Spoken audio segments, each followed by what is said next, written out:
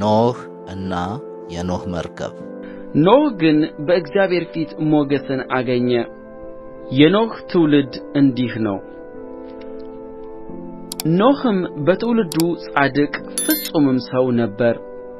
ኖኅ አካሄዱን ከእግዚአብሔር ጋር አደረገ። ኖኅም 3 ልጆችን ሴምን፣ ካምን፣ ያፌትንም ወለደ። ምድርም በእግዚአብሔር ፊት ተበላሸች፣ ምድርም ግፍን ተሞላች። እግዚአብሔርም ምድርን አየ፣ እነሆም ተበላሸች፣ ሥጋን የለበሰ ሁሉ በምድር ላይ መንገዱን አበላሽቶ ነበር። እግዚአብሔርም ኖኅን አለው፣ የሥጋ ሁሉ ፍጻሜ በፊቴ ደርሶአል፣ ከእነርሱ የተነሣ ምድር በግፍ ተሞልታለችና እኔም እነሆ ከምድር ጋር አጠፋቸዋለሁ። ከገፈር እንጨት መርከብን ለአንተ ሥራ፣ በመርከቢቱም ጉርጆችን አድርግ፣ በውስጥዋም በውጭም በቅጥራን ለቅልቃት። እርስዋንም እንዲህ ታደርጋታለህ: የመርከቢቱ ርዝመት 300 ክንድ፣ ወርድዋ 50 ክንድ፣ ከፍታዋ 30 ክንድ ይሁን።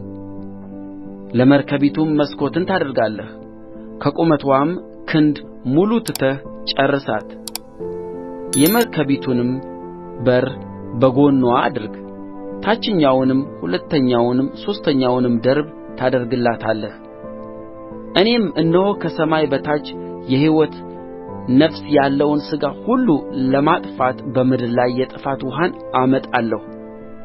በምድር ላይ ያለው ሁሉ ይጠፋል። ቃል ኪዳኔንም ከአንተ ጋር አቆማለሁ። ወደ መርከብም አንተ ልጆችህንና ሚስትህን የልጆችህንም ሚስቶች ይዘህ ትገባለህ። ከአንተ ጋር በሕይወት ይኖሩ ዘንድ ሥጋ ካለው ከሕያው ሁሉ ሁለት ሁለት እያደረግህ ወደ መርከብ ታገባለህ። ተባትና እንስት ይሁኑ፣ ከወፍ እንደ ወገኑ፣ ከእንስሳም እንደ ወገኑ፣ ከምድር ተንቀሳቃሾችም ሁሉ እንደ ወገኑ በሕይወት ይኖሩ ዘንድ ሁለት ሁለት እየሆኑ ወደ አንተ ይግቡ። ከሚበላውም መብል ሁሉ ለአንተ ውሰድ፣ ወደ አንተም ትሰበስባለህ፣ እርሱም ለአንተም ለእነርሱም መብል ይሆናል። ኖኅም እንዲሁ አደረገ፣ እግዚአብሔር እንዳዘዘው ሁሉ እንዲሁ አደረገ። ኖኅም የጥፋት ውኃ በምድር ላይ በሆነ ጊዜ የ600 ዓመት ዕድሜ ነበረ። ኖኅም ስለ ጥፋት ውኃ ልጆቹንና ሚስቱን የልጆቹንም ሚስቶች ይዞ ወደ መርከብ ገባ። ከንጹሕ እንስሳ ንጹሕም ካልሆነው እንስሳ ከወፎችና በምድር ላይ ከሚንቀሳቀሰውም ሁሉ እግዚአብሔር ኖኅን እንዳዘዘው ሁለት ሁለት ተባትና እንስት እየሆኑ ወደ ኖኅ ወደ መርከብ ውስጥ ገቡ።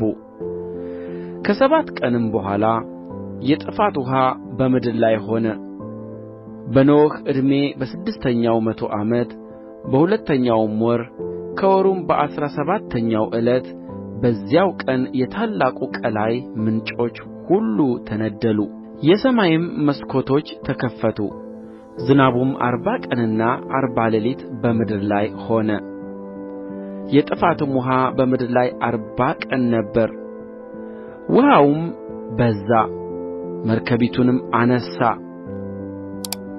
ከምድርም ወደ ላይ ከፍ ከፍ አለች። ውኃውም አሸነፈ፣ በምድር ላይም እጅግ በዛ፣ መርከቢቱም በውኃ ላይ ሄደች።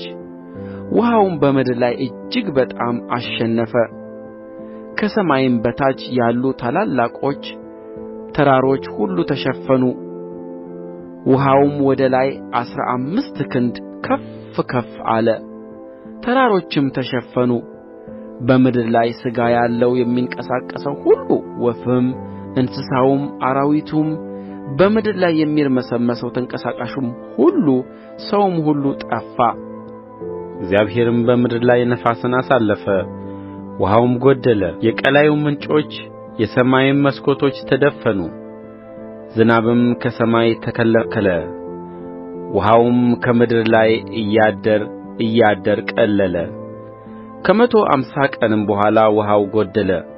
መርከቢቱም በሰባተኛው ወር ከወሩም በ17ኛው ቀን በአራራት ተራሮች ላይ ተቀመጠች። ውኃውም እስከ 10ኛው ወር ድረስ ይጎድል ነበር። በ10ኛውም ወር ከወሩም በመጀመሪያው ቀን የተራሮቹ ራሶች ተገለጡ። ከ40 ቀንም በኋላ ኖኅ የሠራውን የመርከቢቱን መስኮት ከፈተ፣ ቁራንም ሰደደው፣ እርሱም ወጣ።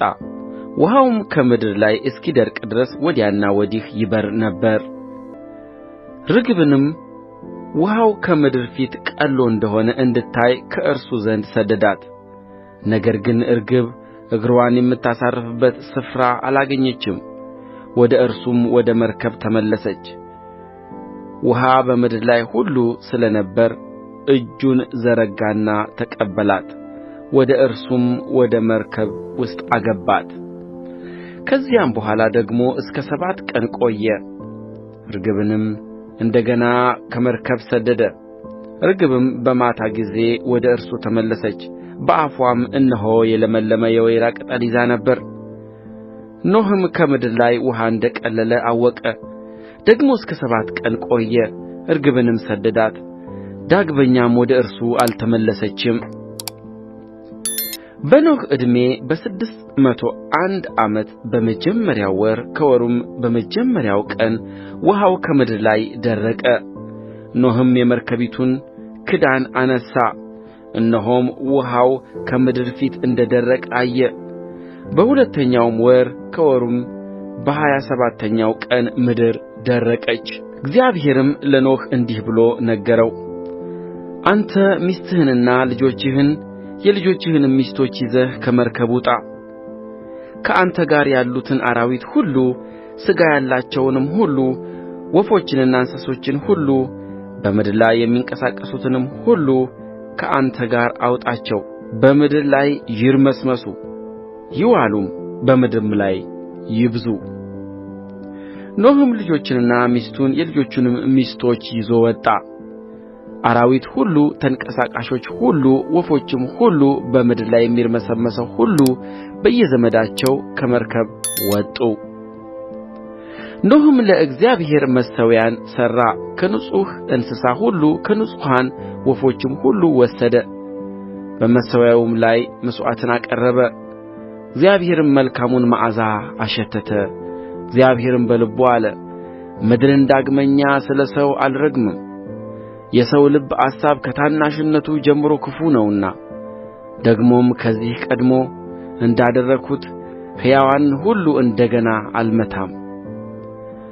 በምድር ዘመን ሁሉ መዝራትና ማጨድ፣ ብርድና ሙቀት፣ በጋና ክረምት፣ ቀንና ሌሊት አያቋርጡም።